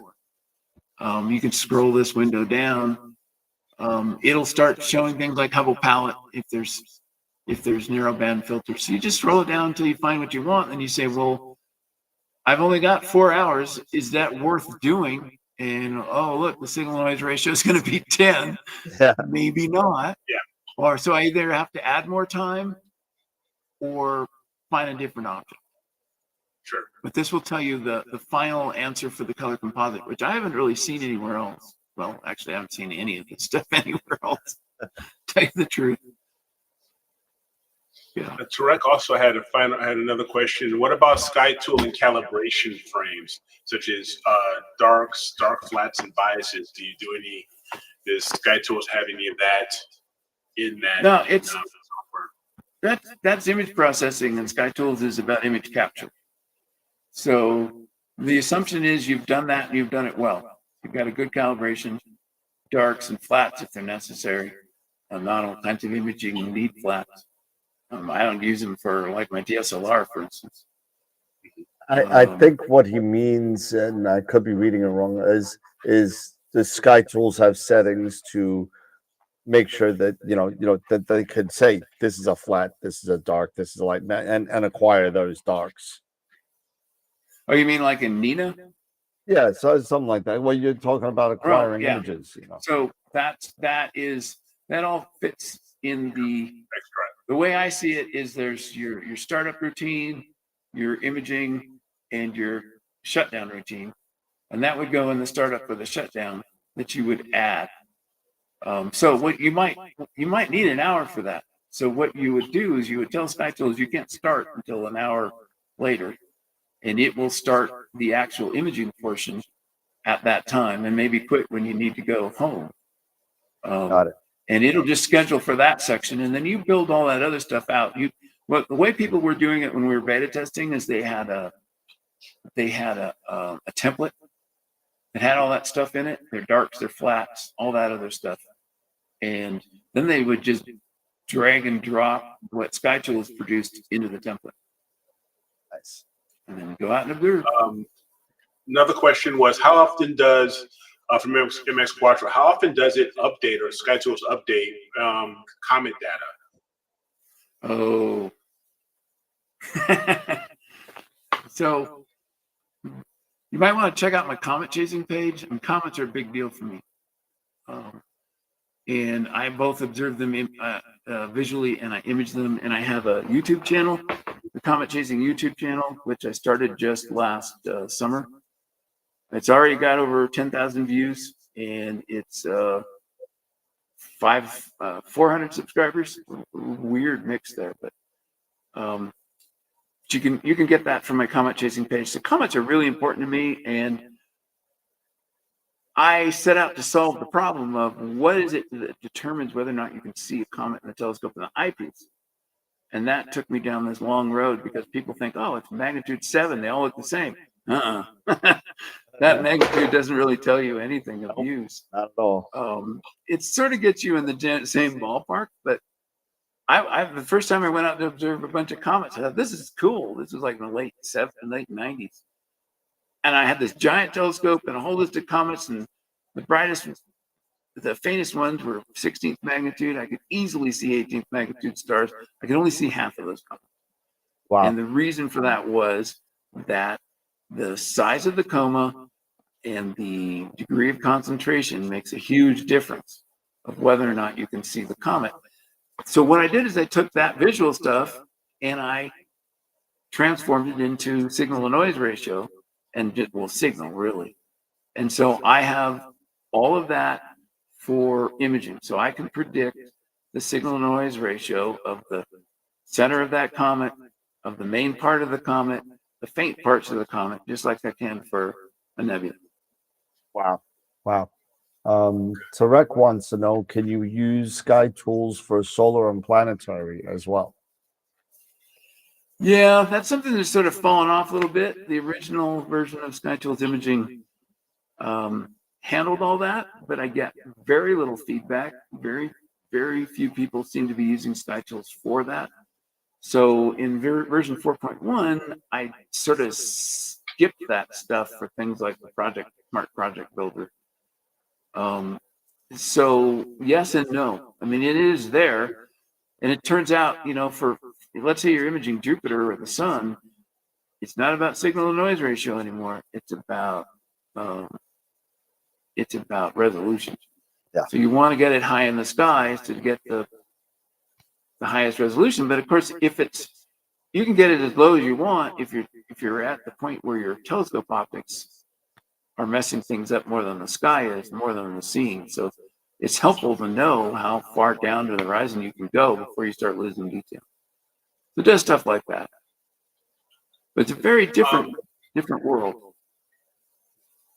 I notice also within, like I build my targets area and stuff like that, and it does tell you certain parameters of when a target is the best time to image that target, say February or whether. Right. Speaking of planetary and solar, would it do the same for that as far as Yes. give you a particular time of year or something like that? Okay. Absolutely. Yeah, that basic kind of stuff is all there for planets. Okay. And as well as the planning. It's just you're not going to see it in the Smart Project Builder. Sure. But I'm not sure you need it for the Smart Project Builder. So yeah, I think most of it is there. Okay. I haven't used that in a really long time, so it's all there. Okay. Nice. Nice. Awesome. Awesome. Well, I appreciate this, you coming on, Greg. Great. I mean, this is great stuff. I I hope appreciate you guys everybody inviting me. also. Yeah, no, absolutely. I hope we can have you come back on sometime in the future once you have updated, you have the updates out and your tutorials are done, because I know that's going to take a lot of your time, but perhaps you could come back once all those projects are done. Yeah. Maybe talk about something specific like comet imaging, something like that too. Yeah, that would be great if we could do maybe in a couple, maybe after NEAF, maybe get together and talk about some pointed SkyTools topics. Yeah, definitely. You've mentioned the smart project builder. I think that would be a great topic as well for sure. Right. People I think would appreciate. Be awesome. All right. You got any more questions in the chat there, or Tarek said he's got no more questions. Thank you for answering them all. Yeah. So great presentation. So again, great presentation. I've even learned, quite a bit just from, this brief time that we've had you on. So this is really good. Cool. All right. So I don't want to keep Greg too long. Yeah. So Greg, again, 2 hours later for you guys. Yeah, it's almost 11 o'clock for me. So but I'm used to this. And speaking of which, just a little spoiler: we're looking at changing the AstroWorld schedule slightly, a little bit, starting in March. And so more to come on that. Nothing drastic. Don't worry, we're not cutting down the amount of shows for all you diehard AstroWorld maniacs out there. But we might think about changing the time a tad. So yes, a tad. So I could get some sleep. I'm getting cranky in my old age. So I was gonna go out and look at a comet tonight. Oh, there you go. There you go. Yeah. Well, it's too late now. It's no. Awesome. Oh boy. So, I mean, Greg, again, thank you so much for coming on. It's been a really enlightening night with you, and it's been a pleasure actually meeting you after all the. I mean, I was looking back at my emails all the way back to 2015. I found one from you. Really? Yeah. Yep. Right. I found one in 2015. Then it was like I was asking you about and Leah filters. No, wait, it wasn't in the. That was 2018. That was the 2018 email. But I mean, I got emails from you going back and forth about and Leah for a while because I had them for a while. I said, "You got to put them in. You got to put them in." I'm getting to it. They're gonna be there. Don't worry about it. So. Yeah, there's a lot of filters out there these days. It's know. good times for images. Now you got, like Eric was talking about, you got the duals, the tris, the quads. I mean, it's so many different type of manufacturers out there that you got from ZWO to chromas. I mean, it's like it's out of control. The amount of people and the amount of filters that actually people use, and it's amazing that you get on. Yeah, totally. It's out of control. But I guess it's what, it's 10:37. I know it's kind of late, and yeah, sorry, that was kind of long. No, it's good. Our shows usually last about 2 hours anyway, so that's fine. Because sometimes they last longer, depends who's on. But if Sean Nielsen is on, sometimes it goes to 3 hours. So but I think he still has a record at 3 hours and 13 minutes or something like that. Wow. But we were just having a good time talking, and it just never ended. but I guess we could go final thoughts real quick. Eric, you said you wanted to do. Yeah, just real quick. Talking about our image of the week contest. Just wanted to bring that up here really quick. Yep. I'll go ahead and share my screen because the poll is open. We started on Wednesday morning. So let me go ahead and share my screen here real quick. Let me get something real quick. Okay, so again, for everybody, I'm sure everybody knows the link by now, or the URL, astroworldweb.com/IOTW. Last image of the week winner for February 9th. Congrats again to Tom Peter for his Horsehead and Flame image. And for the upcoming contest for the 16th, the polls are already open, and they opened up this morning at 8. They close on Friday night at 9 p.m. Eastern. And up for consideration we have right now is NGC 2232 by Chris Frierksen. We have the Rosette Nebula, which is a 4-panel mosaic by Jim. Buddy Jim. Yep. We have the Jellyfish Nebula by Dave Schaefer, IC 443. And this was kind of cool after my mention of this in the last constellation chat. Kimball's Cascade and the Open Cluster NGC 1502 by Norm Hughes. Nice. I always love that. The colors of the stars in Kimball's Cascade is just amazing. So this is really great asterism. And so far we just have 7 votes, but we have plenty of time for everybody. So again, if you haven't yet, don't forget to go to the website and choose your favorite for this week. All right, that's all I've got. Then so you diehards out there, that I know 30 or some of you have been waiting for the calendar. The calendar is ready to go. It's on its way to me. So I know it's a little bit later than I thought, mid-February. I was thinking about early February for it to be out. But again, all the pictures are in there for all the pictures of the month for last year.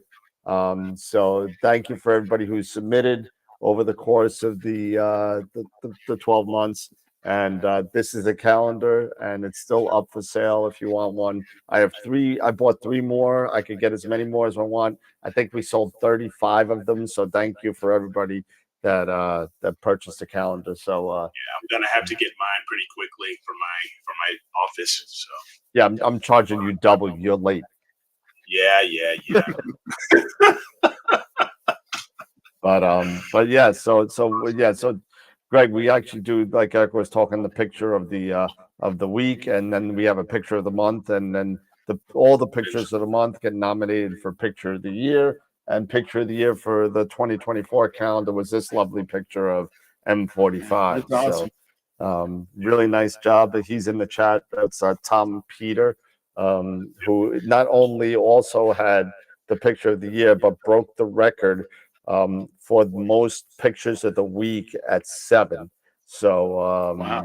yeah, so that was pretty cool. The beat the last guy, Greg Meyer. He had 6 in 2023 calendar. But Yeah, we have kind of an imaging competition going on between a few folks here. That's the picture for Tom Peter. That's all of his pictures that he won for picture of the week. And there's also if I remember right, there's also a tribute to a member that passed away last year. And honorable mention, because nobody voted for this picture for picture of the month. I was really surprised nobody no one voted for it. I had to throw in the solar eclipse in there because you guys stink. You guys didn't vote for this. It's crazy. How do you not vote for a solar eclipse? What's wrong with you people? Anyway, but awesome. So thank you everybody for tuning in tonight. Thank you, Greg, for coming on and hanging out with us for the past 2 hours. And I'm going to hold you to it. We're gonna get you back on to show a tutorial on a quick tutorial on the finer points of Sky Tools version. Whatever you want. Awesome. Yeah. Hey, never know. We can maybe you can maybe get in contact with Greg for AstroPalooza 3. You never know. So this is so I do, well, Eric and I do AstroPalooza, and usually it's been whatever day the Army Navy game is, we're gonna have it. So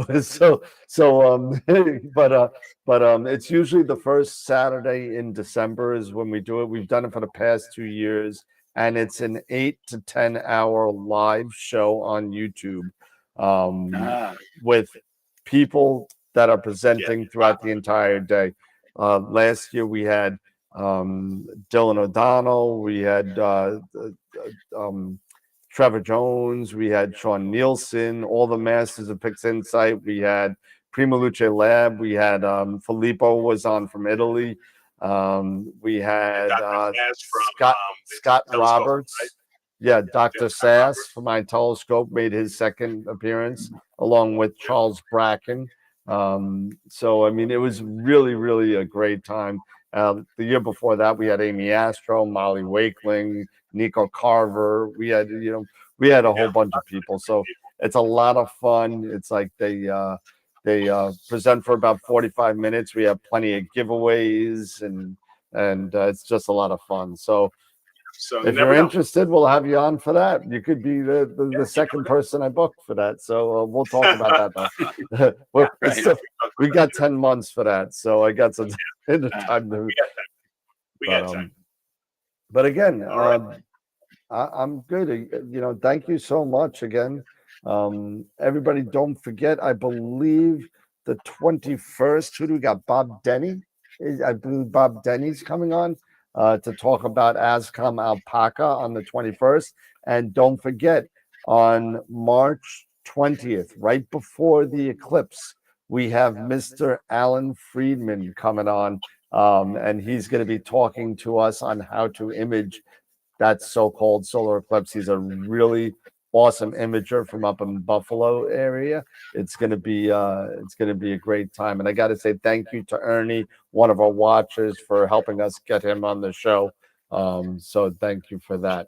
I got a couple of other things in the works in between now and then.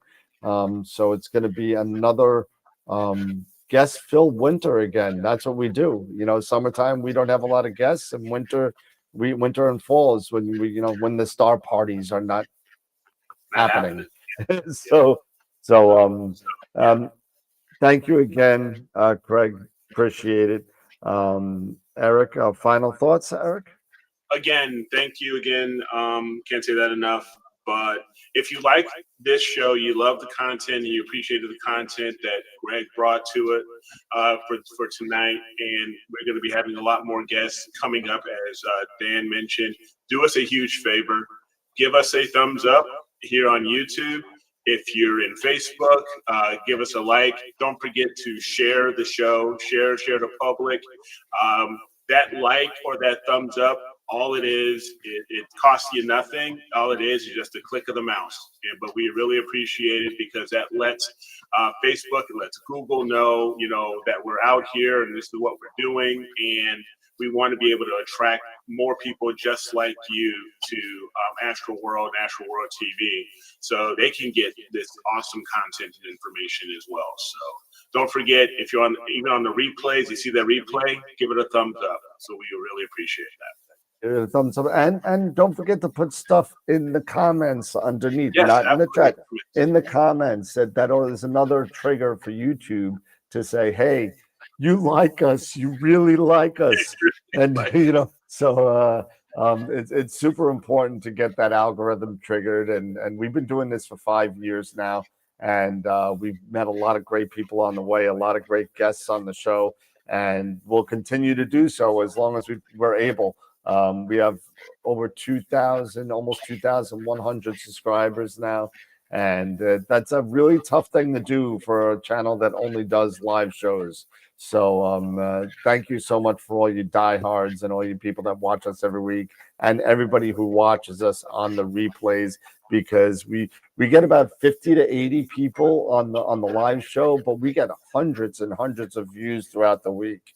And it's really nice to see. So thank you everybody for your support, and thanks a lot. Appreciate it. Yeah, sure. All right, everybody. Well, that's it for tonight. We'll be back on Friday for a constellation night. And I didn't tell Eric which one he was doing. It's on the email.